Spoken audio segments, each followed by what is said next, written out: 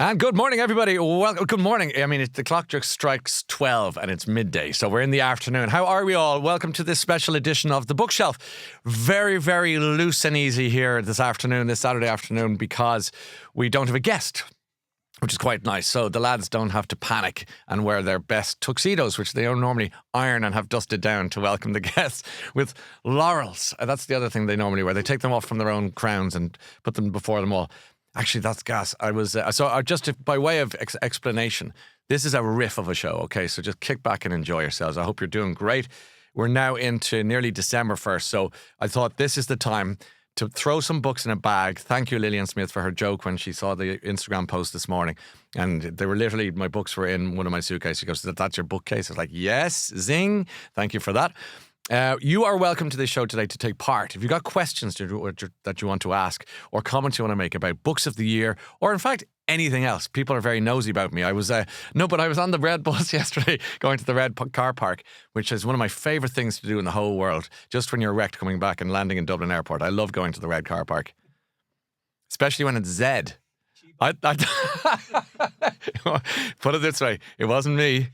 I was being looked after by somebody with good intentions, and she parked in Z, and we'd had a big night out the night before. Anyway, we got back safely. So what have I got for you? First of all, a few things. One is thank you for watching the podcast and listening to the podcast, more importantly, of The Bookshelf. We love putting it together, and we love the guests that come on to talk about all the books. I met a pilot on the red bus going to Z car park yesterday, and he said that he listens to the programme. And I said, thanks a million. And he said, as a matter of fact, I don't really read that many books. And I said, that's even better, because this is a podcast for people who enjoy storytelling, not just book readers. So that was great. I loved that. So good afternoon to him if he's listening in today or watching in today. Elsewhere, lots of you thought I was presenting the Unpost Irish Book Awards on Wednesday because I was Thursday, because I was presenting the Irish Post newspaper awards on Thursday in London. It was so confusing. Andrea, who we'll talk about in a minute, said her husband was so convinced. He was looking at the catalogue at the Irish Book Awards going, he's meant to be here. I don't understand. But actually, the great Miriam O'Callaghan, another alumna of our podcast, was doing the show that evening. And I was doing the Irish Post Awards, which is essentially an award ceremony for people who've done great things in London, whether it's the Builders or whether it's Cillian Donnelly on the West End or whether it's Ciarán Hinds, that wonderful actor. He got an award. Jim Sheridan got an award. Who else? It's a great all night, but we had one hell of a hoolie afterwards as a result. But I planned well ahead, like a proper Irish broadcaster, and booked the morning off the next day.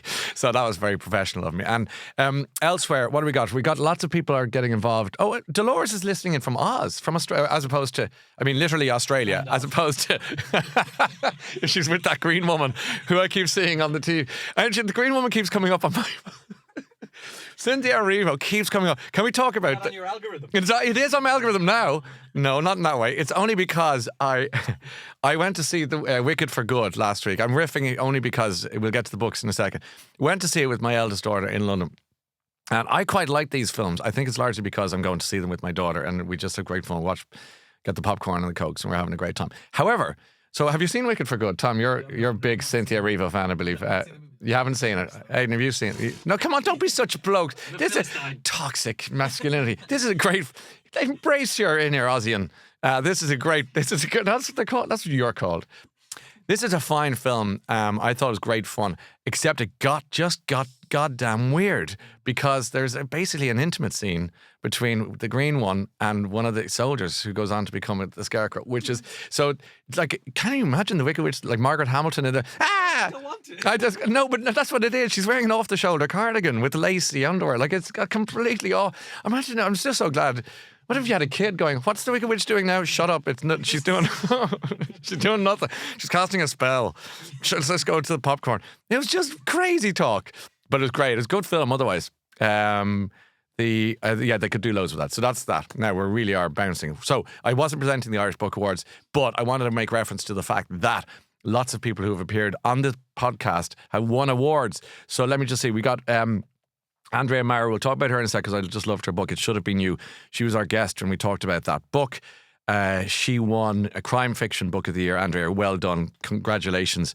But also now becoming an international TV exec and traveling around thanks to her great success with the TV adaptation of previous books. And that's just going, so very proud of you. Well done. Roisín O'Donnell, well done. Another former guest here. She won for Novel of the Year for Nesting, which I have here. We'll talk about it in a second. Such a great book. It had Novel of the Year written all over it as soon as I read the first 10, 15 pages. You just know. She's terrific. And follow all these people. And please follow them all on Instagram. They all kind of go to all these book festivals and you get a good sense of who they are, which is great. Joseph O'Connor. Okay, so I was in my neighbourhood about an hour ago. I was rushing in to get a coffee. And who do I see? Joseph O'Connor and his dad having a coffee. And as in the same place I was getting one. So we had a big hug and a big chat. I met Joe in London recently at the Royal Academy. We sat outside for about an hour just talking about life in the universe. What an honour. I mean, spending time in that man's company is just a joy. And the Ghost of Rome won the Last Word Listener's Choice Award. So well done, Joe. Delighted for him. Cecilia Hearn also won. She's always winning awards. Why wouldn't she? Popular fiction book, Paper Heart. That was great. And if I may give an honourable mention to Sarah Corbett Lynch, who hasn't featured on this podcast yet. See you next season, Sarah. But she did win an award. Very important book. I did speak to her on Times Radio when I was filling in there. Not too long ago, and she actually flew into London to do the interview with her amazing auntie, and we had a good conversation. I've spoken to Sarah a few times. She was on the Late back in the day. But anyway, A Time for Truth, that's biography of the year. Well done to you for that. Okay, where else are we going? Who's in? Tess Murphy's in London. Tess, I was there 12 hours ago, and here we are. But London's fab, Irish State Art, Hi from Tipperary. Is that Irish Slate Art? Is that the book of recommendation? Is it Irish Slate Art? Our company. By the way, speaking of which, we did the small business shout out last week. Massive. Oh my God. I couldn't keep up. My fingers were like the Wicked Witch of the West's claws, like this. They were like that by the end of it because I was wearing off the shoulder cardigan and lunch. No, but it was they were not like that because I kept having to repost. What was striking about, so just in case you don't know what I'm talking about, so small businesses for years, anytime you felt business might be slumping, you just put out a call out and everyone gets involved and they tag their business and I repost it. For about 3 or 4 hours. God, this time I've never seen so many, but brilliant businesses, great ideas, lovely people, just making a book and loads of art and design and musicians and all walks of life. It was just a lovely thing to do. So hopefully it was of some use to you. I'll do it again another time. I was thinking I should do one for authors who aren't getting a look in, because that might be nice to give, self-published, and I'll just give you a lift if it's any use to you.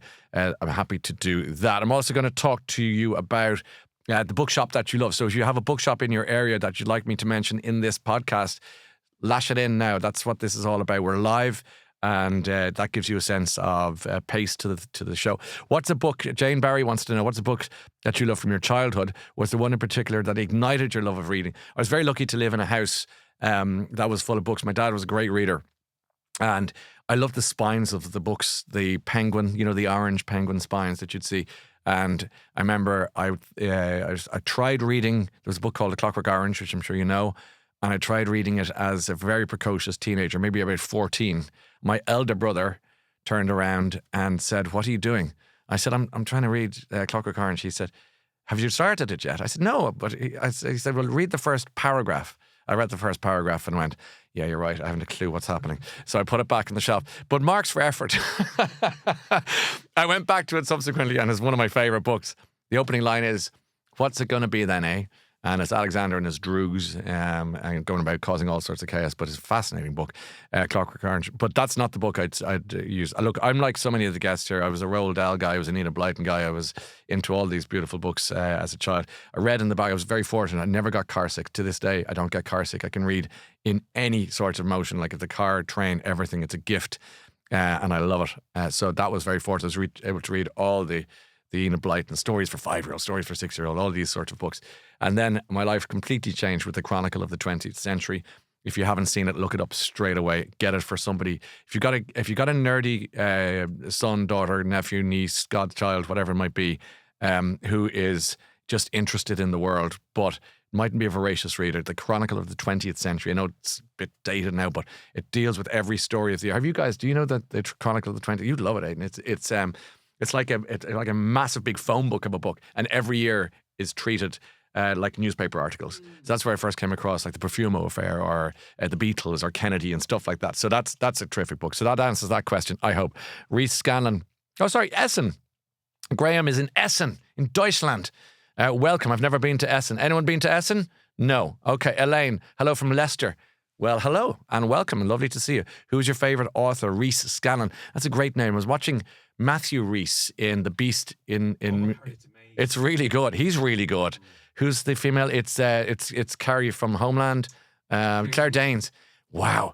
Doesn't she do Troubled? Her face. I get anxious looking at her head. Do you know? She's got the eyebrows are going, the brows furrows. There's more furrows there than the ploughing championship. She just goes in, and you just kind of constantly go, I hope she's okay in real life because she's so good. I hope she gets hugged. You know, she needs a hug. Yeah, it's not method. Anyway, I hope she doesn't bring her work home with her. But that's good. But that's because your name is Reese. That came up there, Reese Scanlon. That's the way the brain works with live.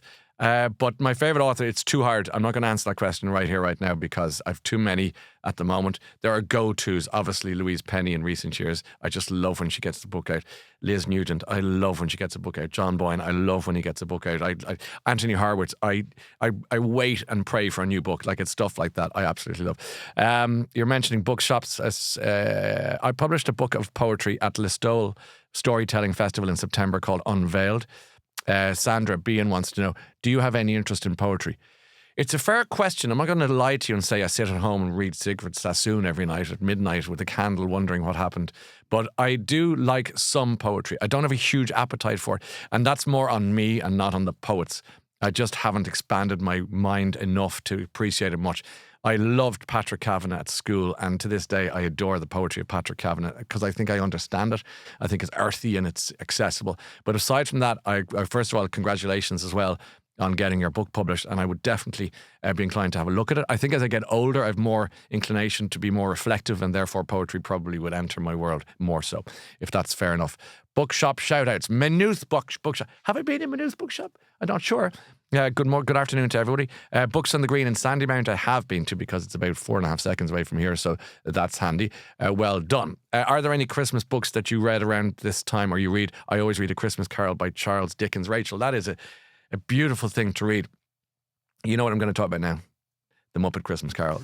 Yeah, it's an obvious thing. It's a natural segue. The Muppet Christmas Carol is one of the greatest gifts given to the humankind by the gods. And the Gonzo and Rizzo the Rat, as they narrate this tale, starring Michael Caine as Ebenezer Scrooge, is one of the funniest, but also weirdly true to the original text. So when I read Christmas Carol for the first time about 15, 20 years ago by Charles Dickens, it's really short, by the way, treat yourselves, really short. And I couldn't believe, I was kind of reading it going, oh my God, he even goes, did you know that he even said, and Tiny Tim, who did not die? So he goes, like, completely true to the book. The Muppet humour is brilliant, Fozzie, and the whole thing. Marley and Marley is one of the funniest things. We're Marley and Marley, ooh. But there was only one Marley in the original. So what they did was, it was Jacob Marley to begin with. And what they did was, obviously, the Muppet guys were such good fun buzzers. And I'd say probably had a little bit of extracurricular fun when writing the scripts, if you know what I'm saying.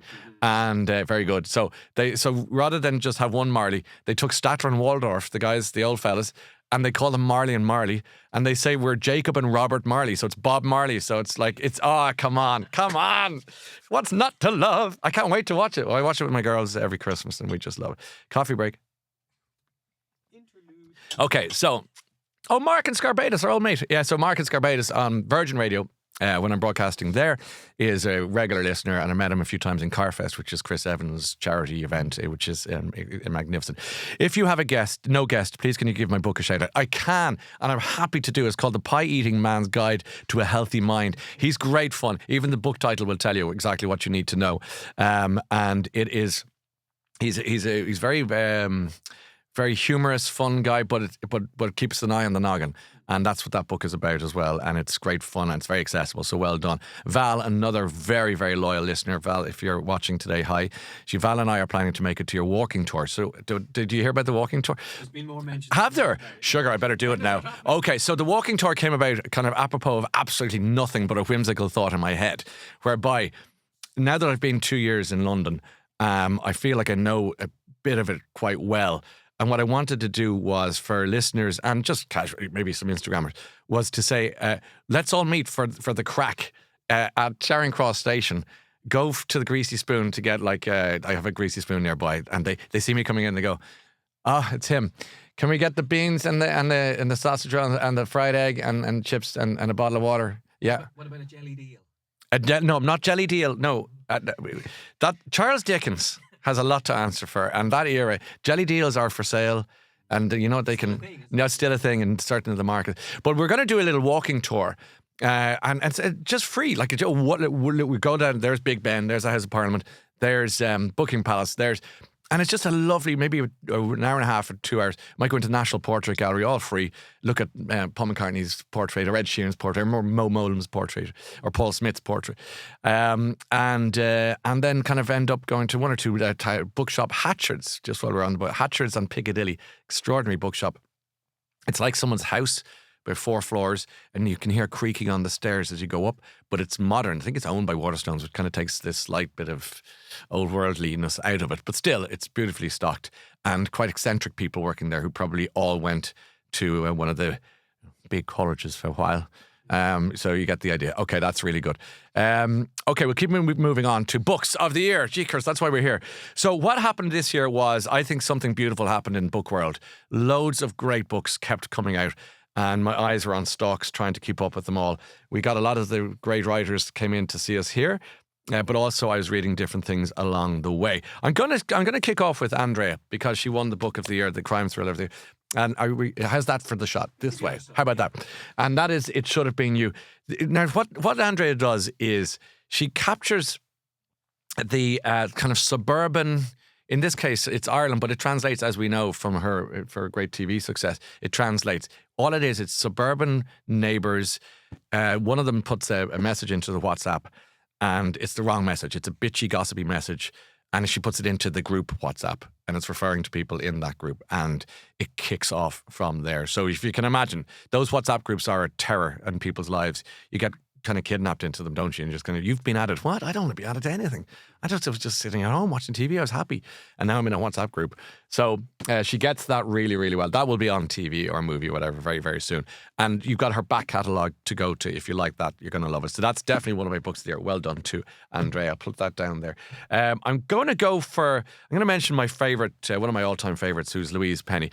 Louise Penny is a Canadian writer, if you didn't know. And Louise Penny has created a character called Inspector Armand Gamache, and he features in a small little fictional village called Three Pines in Canada, a country I've never been to. Obviously no one's been to Three Pines, but because it doesn't exist, but it's got a bunch of characters in it that are recurring in her series of books. This is the 20th of the books, and I started reading them on the basis that I was interviewing, and I know it's a big name drop, but I was interviewing Hillary Clinton once, and I saw, impressed much?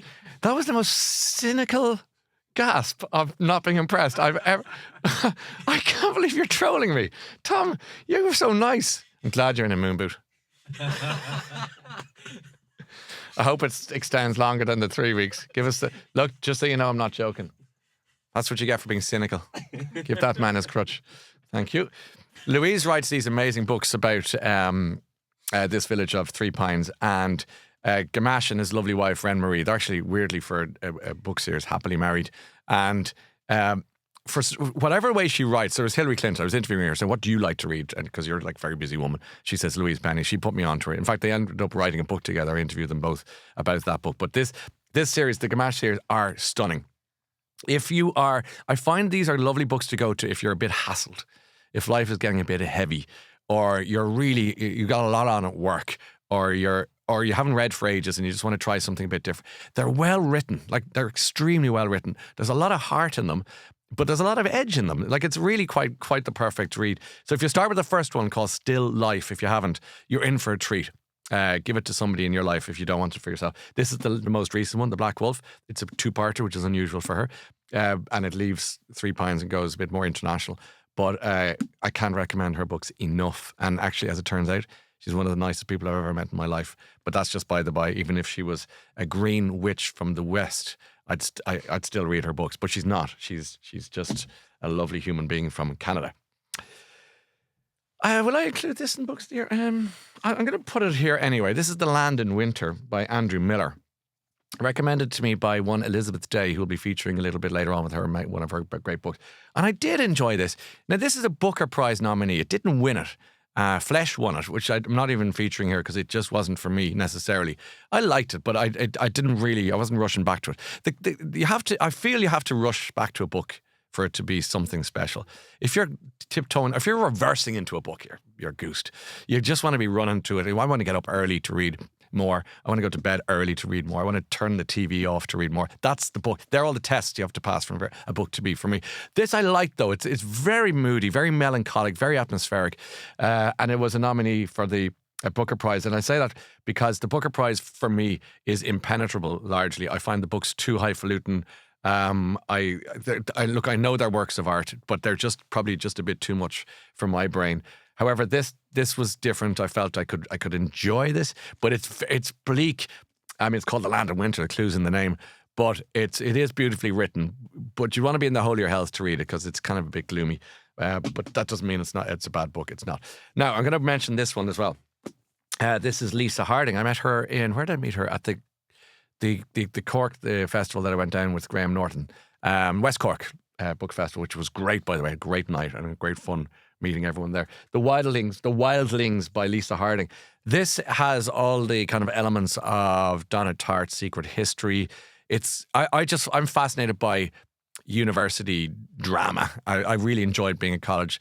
I wasn't at Trinity. I was at UCD as it happens, but this is kind of Trinity style college. And it's all the shenanigans that they get up to. It's dark and it's kind of delicious, and it's done well. I'm glad to say. But this is definitely going to get a mention today, if that's your thing. All right, that's the Wildelings. How are we doing? Are we okay? Yeah. Can I have another? Will we do that?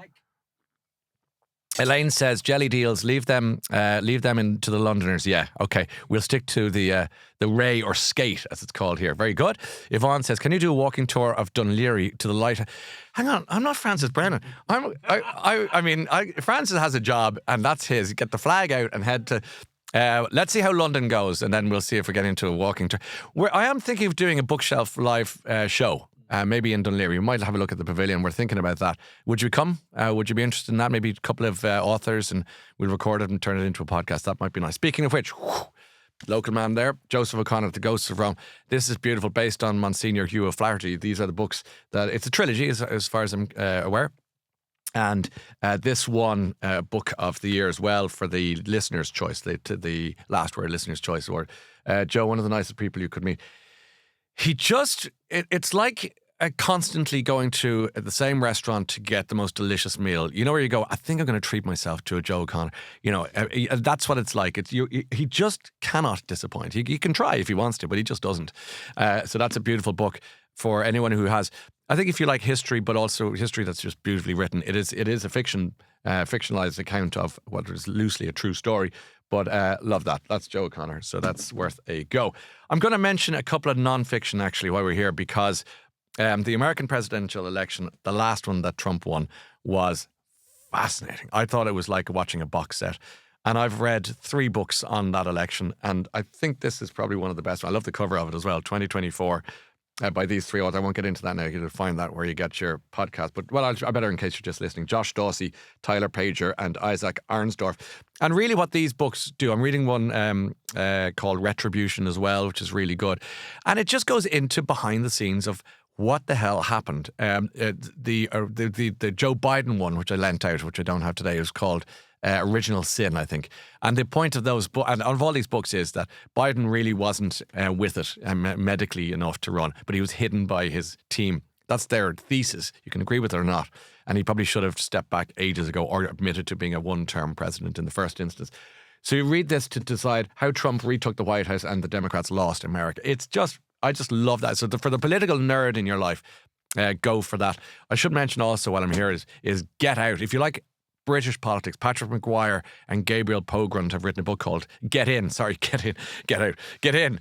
All about Keir Starmer and his election. It's pretty granular, but it features a man referred to regularly as the Irishman. So, and that's Morgan McSweeney, who's essentially Keir Starmer, the Prime Minister of Great Britain's right-hand man.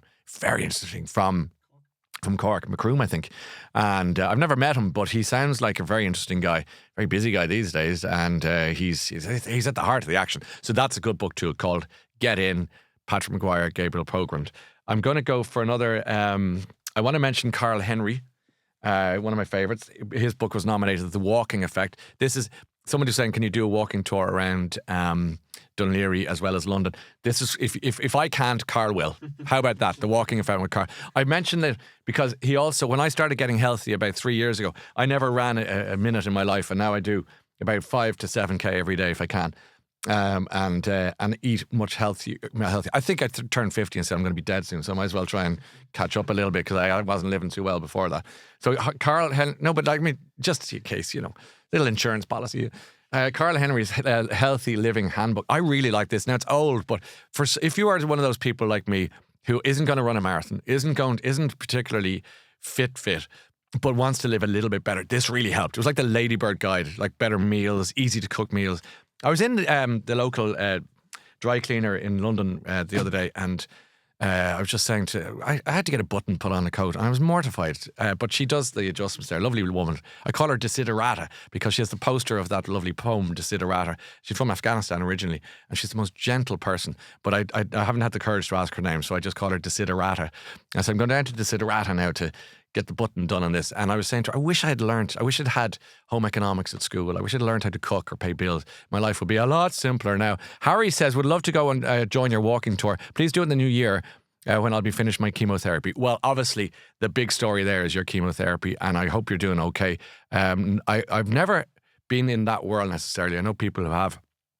And I'm always struck dumb by how resilient and stoical people are, because I would be like a big whining child if something awful like that happened. So I really wish you well, Harry, and we'll get back to you on the talk. I want to mention this one. I just loved it. This was an Instagram account. I don't know if anyone follows Remnants of our past. Her name is Deirdre O'Neill, and she very kindly sent me this book. And it just gets stories of our ancestors hidden in the Irish landscape. I love this. These are little hidden gems. This is for...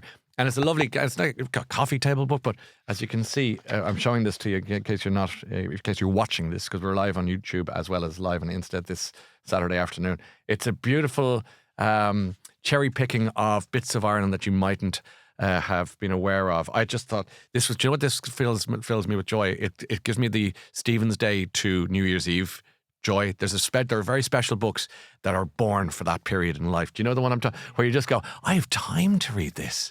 I have time to look at these pictures. I have time to Google up and find out more info and make plans to go to see where I visit. So that's a great one. Will we do a few questions? I'd love you to read my true crime book called Green Bloods, Andy Nolan. How the Irish rose to the top of the London underworld. Get it to me. How do people send books here? What's the best thing to do? Ryan Tuberty. NK Management, Dublin 4. NK Management, Dublin 4. A few years ago when I was in a storm, I got about 2,000 cards and letters to my house, and they were sent to Ryan Tuberty, Dublin. I mean, on post. Salute you and your poor backs, because there was a lot of what's going on here. Long story. Shirley says, hello, it's Shirley from Mullingar. Mullingar, I tell you what, heartbeat of the nation. Mullingar, I met Brezzy last week in my local in Devonshire. He was performing with 4 women on strings, playing strings, obviously cello, violin, and he was on piano. Oh my, I'd been to see the match. He plays and sings, and I went to see the match in Hoxton with my daughter and her friends. And then Ireland were being sadly beaten by South Africa. What a brutal game of rugby that was. Crikey, that was like gladiators. But anyway, I went up then. I managed to catch a bit of Brezzy there from Mullingar, and that was great. I met Laura Whitmore there with Ian, and she said, tell me this, do you have a room here? I said, no, I'm not. I don't live here. Just a sleeping bag. Big fan of Claire Keegan, says Shirley. Any chance you'd interview her? Always appreciate your book recommendations. What book made you laugh? That's a great question. I tell you who makes me laugh is Anthony Horowitz. I'll come back to him in a second. I'm still feeling the non-fiction vibe for a minute, just for people who love history. This was a surprise. And I found this in a bookshop. And I say that with kind of joy because normally I get books sent by great, like, thank you, by the way, for everyone, between Declan Heaney and Elaine Egan and Cormac Kinsella and all my friends in Penguin Ireland. You send the books to the people in the building I live with who work at the front of the house, roar laughing, going, well, Ryan, you'll never guess. I said, another book? They say, yep, it's in the post. So thank you for that. This one I didn't get from anyone. I bought it myself because I just love the cover. And if you're watching this back, isn't that a thing of beauty? It's called the Zorg. And the Zorg is the name of the boat that you're looking, well, maybe not that, by a guy called Siddharth Kara, who I subsequently tagged in the post. And he said, thank you very much for talking about my book. And this is about the slave trade in the 18th century, which, stay with me, I can understand if you got no interest in that. Weirdly, it is so compelling and so beautifully told. And there's a particular boat called the Zorg on which a thing happened. And with that in mind, a legal case followed. And with that in mind, the abolition of the slave trade was kick-started. So that was real. So if you like law, if you like international history, this is intriguing because it's all about the sugar plantations and the empire and the damage empire did to humanity, particularly in Africa and beyond. And this man, Mr. Kara, who does great work on the subject of human trafficking, which is essentially a modern version of the Zorg. It's slavery. And he's done a lot of work on that. But it comes back to this. You're reading this going, there are still people. They've just replaced boats with trucks and vans and horrible people. There will always be horrible people doing horrible things. But it raised awareness. It really, really rose my awareness. And I would give this a huge recommendation, the Zorg. Okay. Incidentally, as I by the by with the Zorg, the boat was called for years in history the Zong, the Z-O-N-G, because the or in script in the old days looked like an N, and they just went, what's it called? It's called the Zorg, my lord. The Zong, the Zorg. It's the Zorg now. It's the Zong. Okay, so they kept calling it the Zong and it became the Zong, but he did the research and said, no, it's the Zorg. So that's what that is. It's kind of a Dutch word, I think, from the old trading days. Now, shall I mention this guy because I'm obsessed? I'll just do this really quickly because I haven't read it, but I'm just going to say I was delighted when this came through my door. I'm a Paul McCartney. Look at them. You're scoffing. You are scoffing. You are scoffing at my fandom. I'm like a child. I was in Abbey Road last week, 2 weeks ago with... Cute. It's cute. That's worse. I was in Abbey Road with Giles Martin. What a gentleman. He's the son of George Martin and he's the Beatles... keeper of the Beatles flame. In fact, I met Mark Crossingham from our Universal Music Ireland today as well as Joe. I was only out for 10 minutes and he was saying that the anthology albums are flying off the shelf and I said I've got a great record player but I need another one so I'm going to fix that and play it because I brought the box set home from London this week so I'm happy. It's really good. Anyway, Wings, it's told as a narrative history. It's like a play. It's all there. It's in their own words. All the members of the band, stuff like that. What's that? That's the blurb.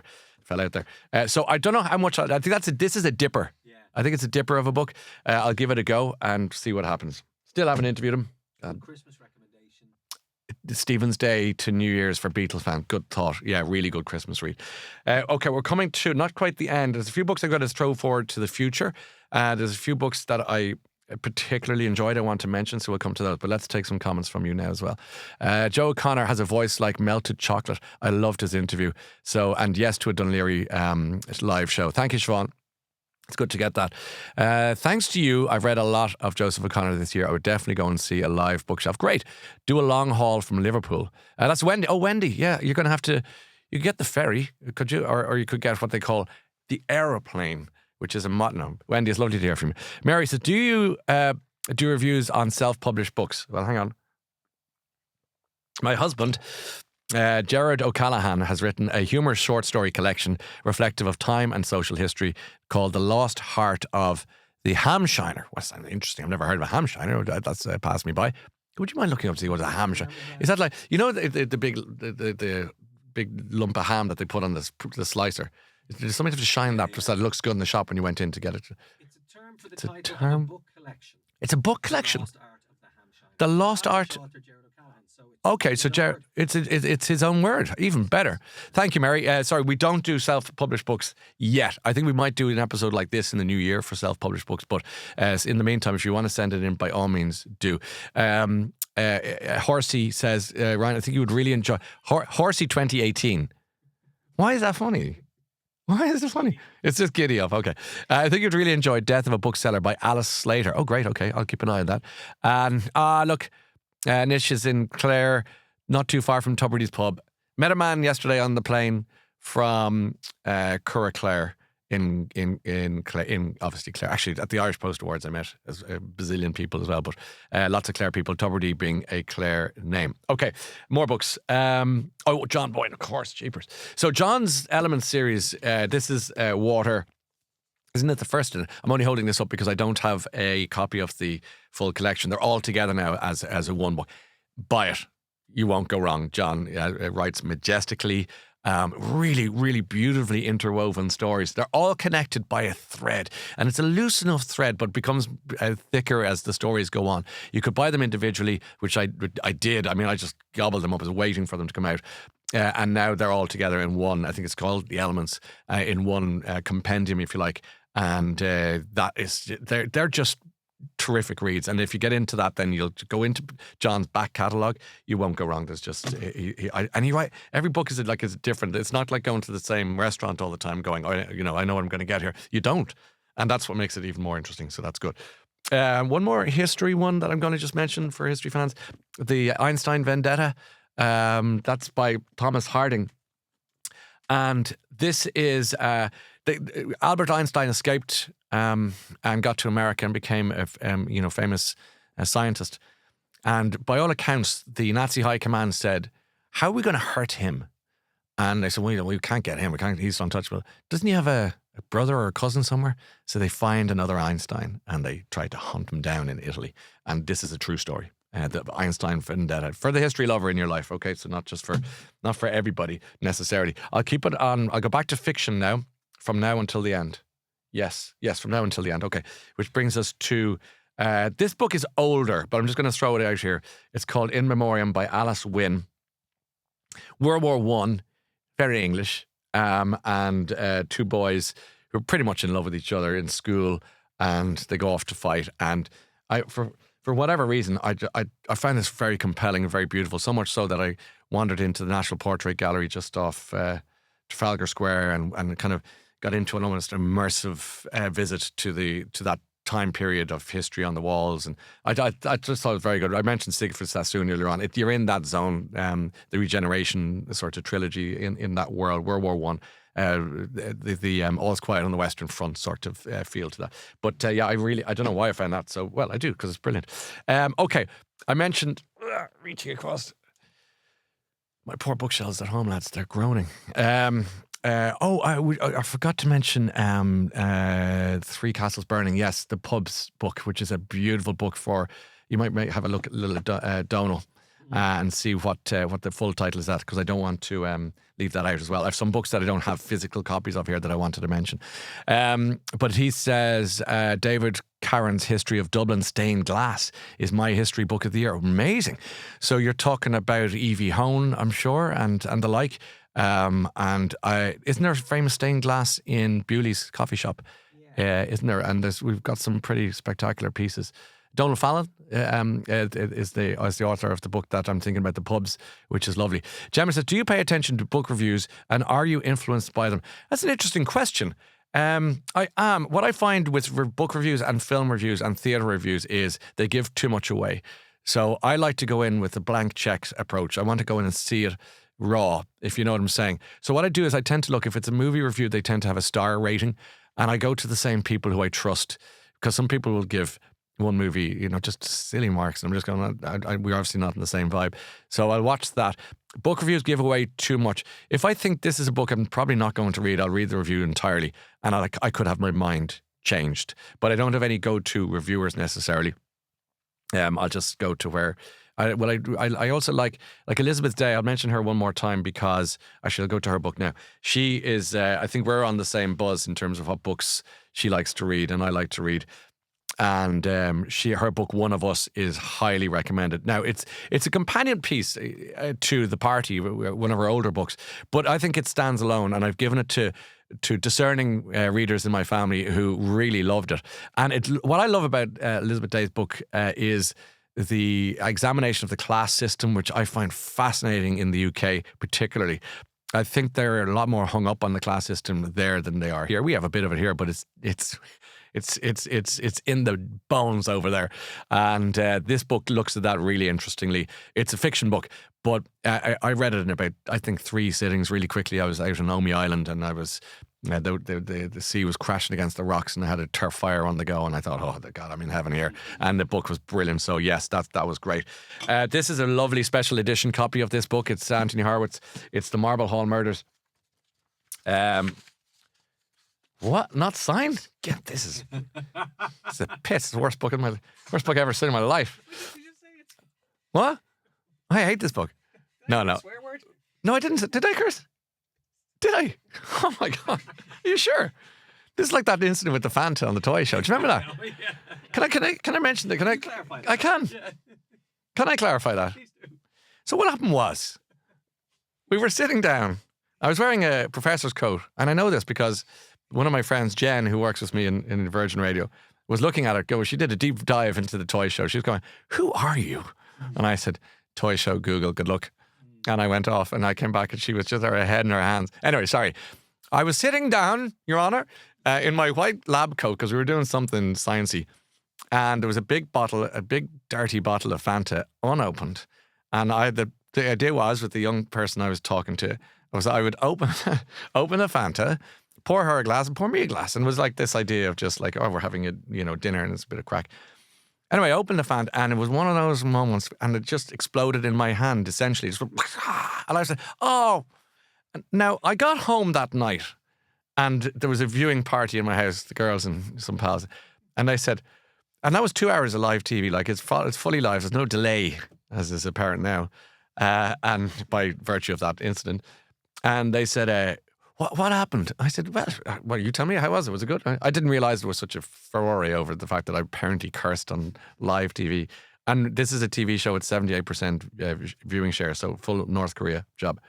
And I said, oh, I see, okay. What did I say? They said, well, you seem to you dropped an F-bomb. I said, no, I didn't. I now know. I dropped a B-bomb. What are you looking at, Aidan? Just people saying you did. I didn't. This is a drumhead chord. There's a great episode of Star Trek: The Next Generation called The Drumhead. Do you know this time you have Star Trek written all over you? Come on, you. We're getting. Oh, we're not. Oh, yeah. I said, Did you or did you? oh, bollocks. Is that what you said? Yes. Well, how did we think it was the Because I don't know. Tom, play the tape. Can we play? Do we have a tape? And can we play it back? Can we play it really like, oh, boo. So you'll hear an oh, It's boo. everywhere if you Google it. No, honestly, if you play it back, I dropped a B-bomb. I don't think I would have. Even in all the madness of live TV, I was half a pro that night. What are they all saying? That I did say an F? Yeah. No, I didn't. I was there. Let's look at the tape. We can put this in later on with the slow motion. Oh. Film. Did ever... Here's Anthony Horowitz. Anyway, this is all Horowitz's fault that I got into this.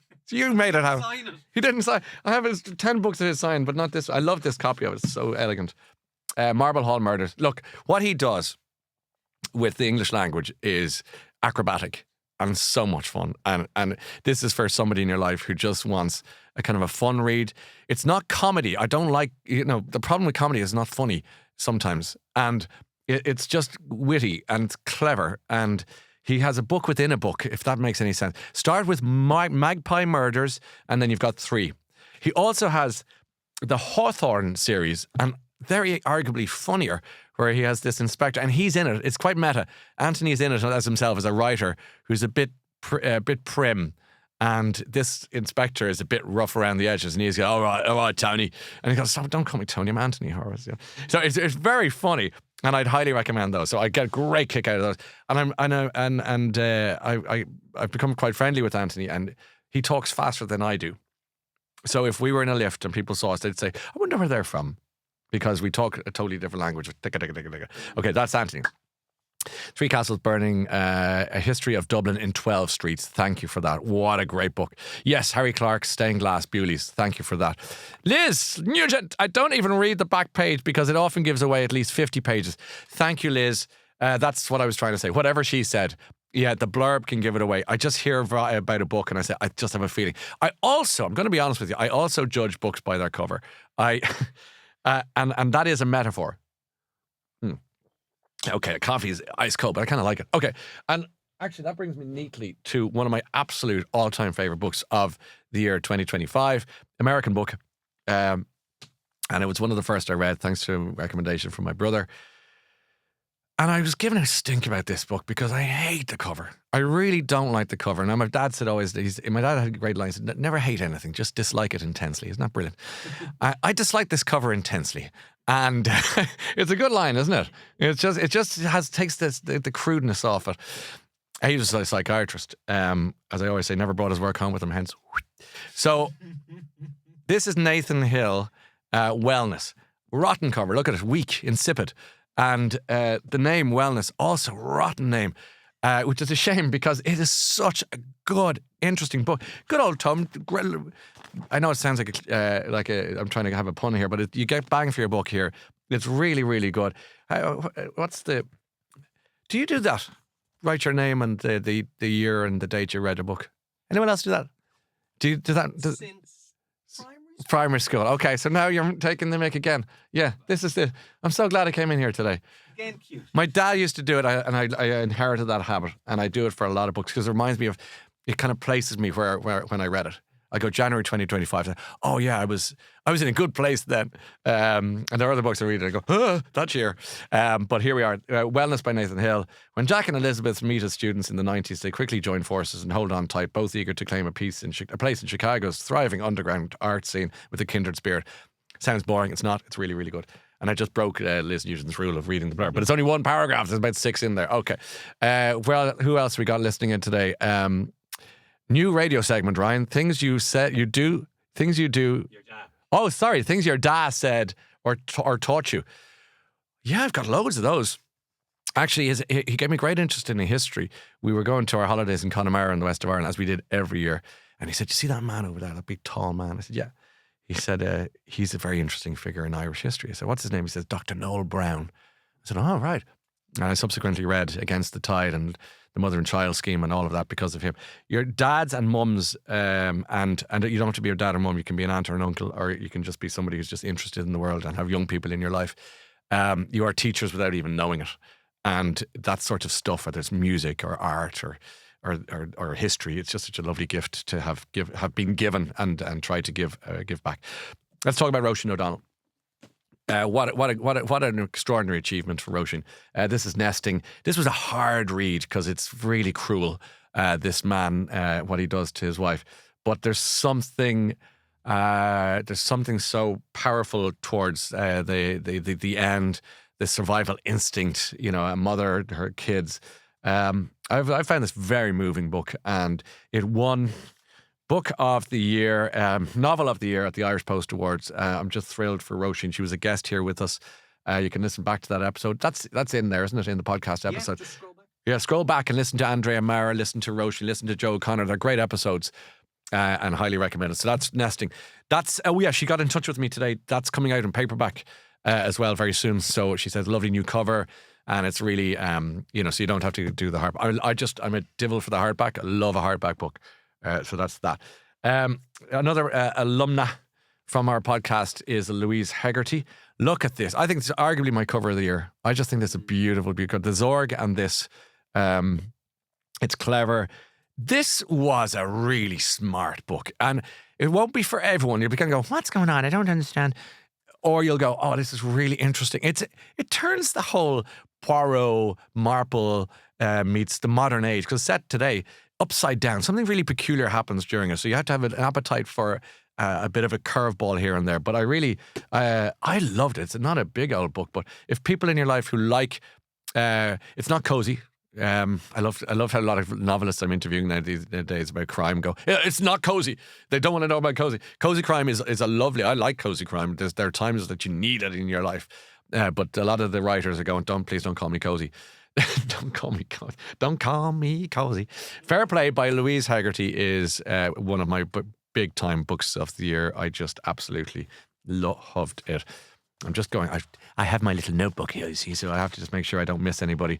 Ragnar Jónasson, the mysterious case of the missing crime writer.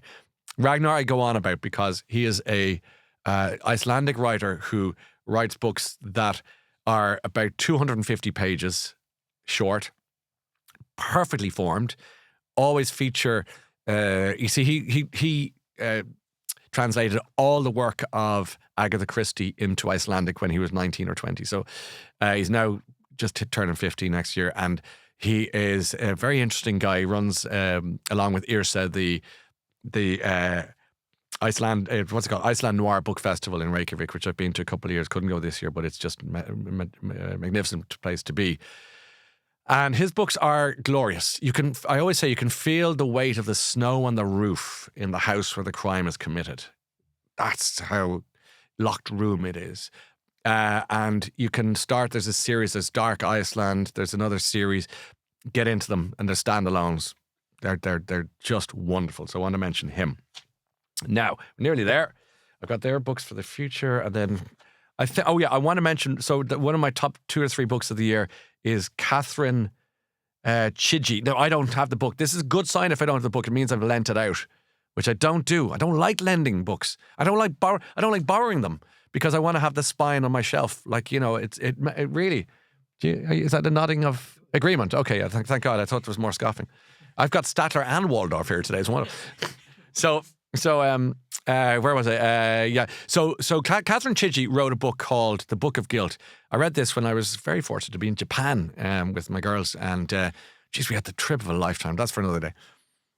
And Catherine has written this book, and I always say, and I hope she doesn't mind me saying it, that Never Let Me Go by Ishiguro is one of my all-time favorite books. If you're watching or listening today and you say, so it's mine too, pick this book up today, not tomorrow. Today.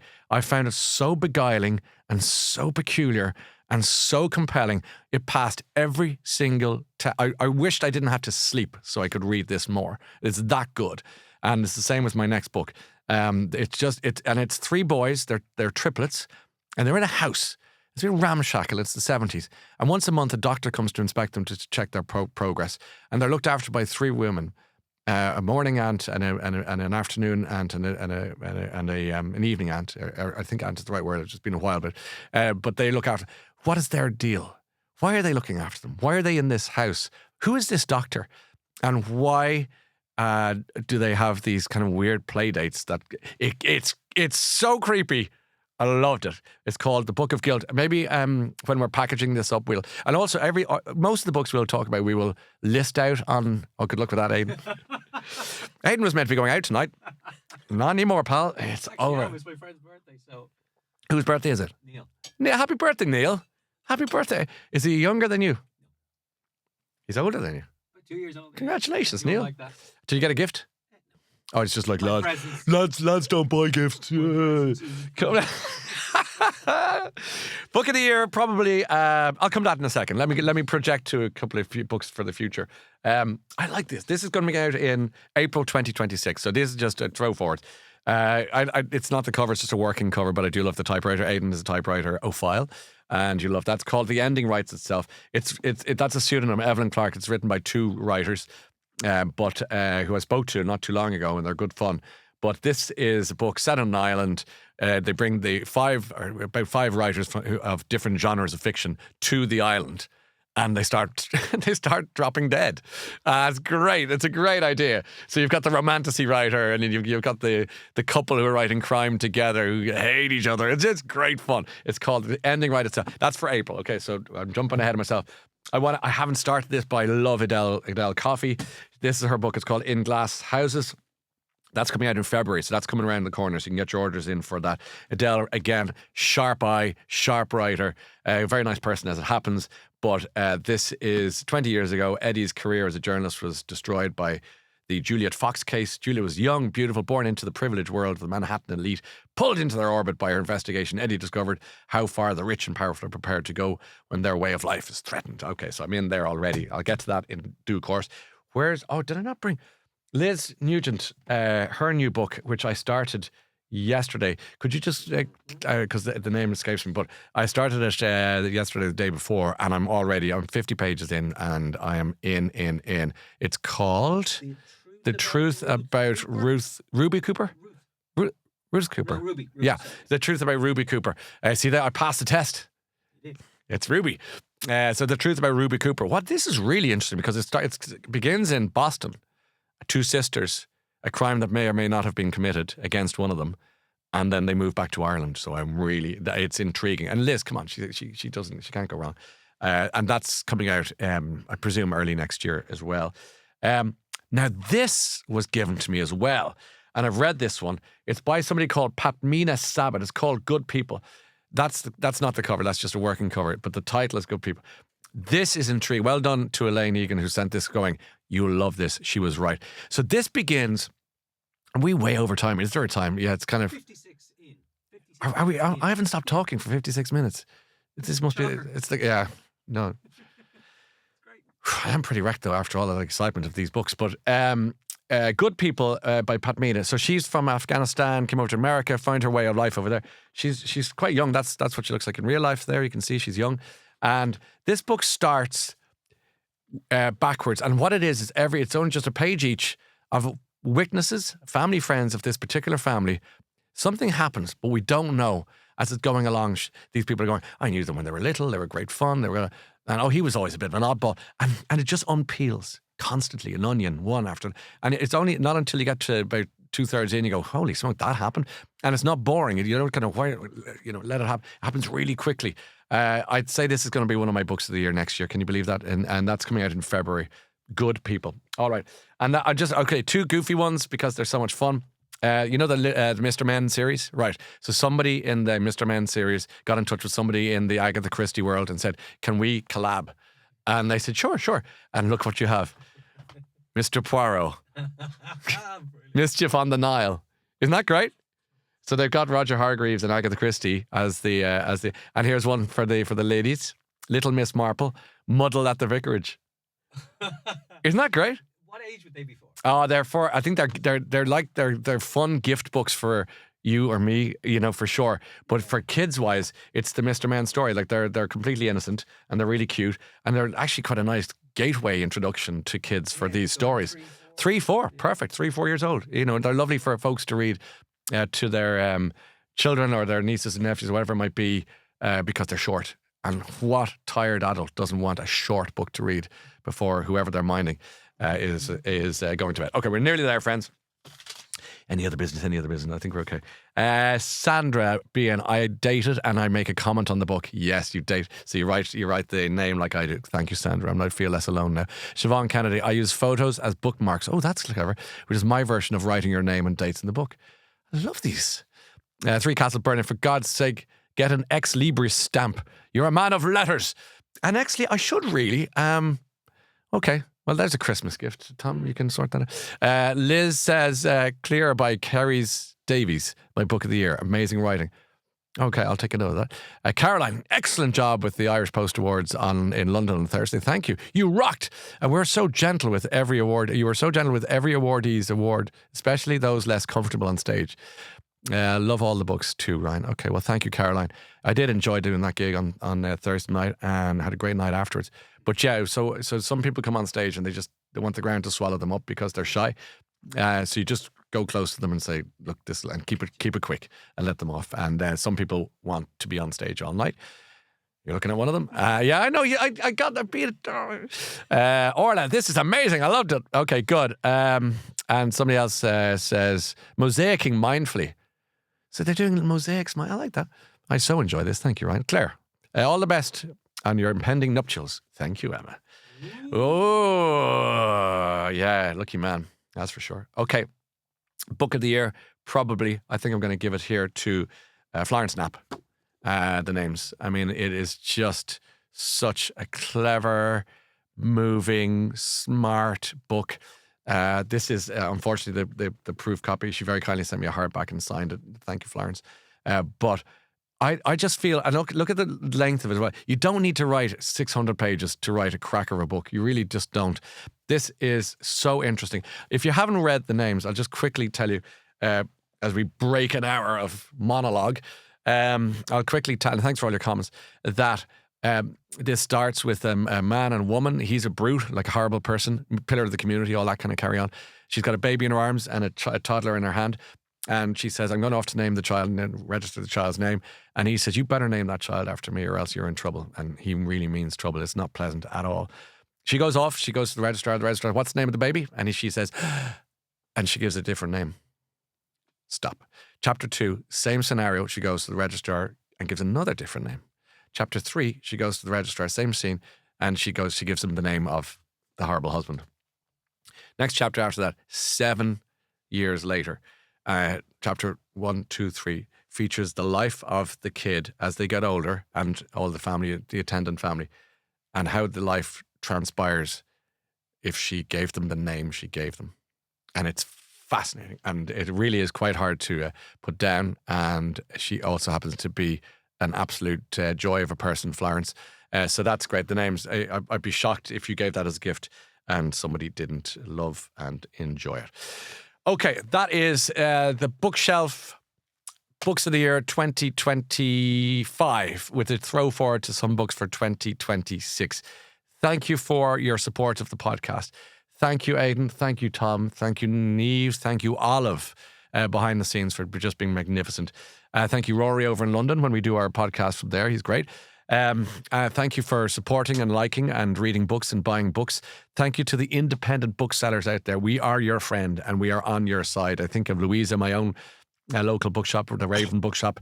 She's just magnificent. And I know the independent booksellers care so much about their guests and their customers and so on, but also the big shops, East and Dubray. You do great work too. It's important. I'm not trying to.